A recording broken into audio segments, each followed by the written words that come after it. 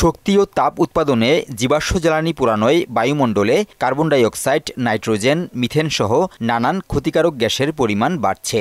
এই গ্যাসগুলোই সূর্যের তাপ আটকে পৃথিবীর বায়ুমণ্ডলকে উত্তপ্ত করে।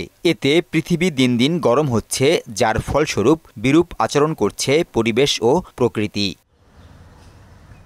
পরিবেশ রক্ষায় জীবাশ্ম জ্বালানি এড়িয়ে টেকসই বিকল্প হিসেবে দেখা হচ্ছে সবুজ বা নবায়নযোগ্য জ্বালানিকে। এ নিয়ে ঢাকা বিশ্ববিদ্যালয় আয়োজিত এক সেমিনারে বক্তারা বলেন, এক্ষেত্রে বাংলাদেশের সম্ভাবনা আছে, তবে পর্যাপ্ত বিনিয়োগ দরকার। 12 লাখ ডিজেল পাম্পকে রিপ্লেস করতে গেলে প্রায় $6 বিলিয়ন দরকার। রুফটপ সোলার বলি, সোলার ইরিগেশন পাম্প বলি, টেকনোলজি আছে, এখন আমাদের দরকার অর্থ। প্ল্যানিংটা এরকম হবে যে আমার প্রোডাকশন কমবে না, কিন্তু আমার পিলফারেজ কোথায় হচ্ছে, অপচয় কোথায় হচ্ছে, সেটাকে আমি নিয়ন্ত্রণ করে আমার উৎপাদনকে আমি ধরে রাখব। ফসিল ফুয়েল দিয়ে যে আমরা ইলেকট্রিসিটিটা তৈরি করি, এখান থেকে বের হয়ে আমরা রিনিউয়েবল এনার্জিতে যাব, এবং রিনিউয়েবল এনার্জিতে এই জন্য যাব যে এটি পরিবেশের ক্ষতি করে না।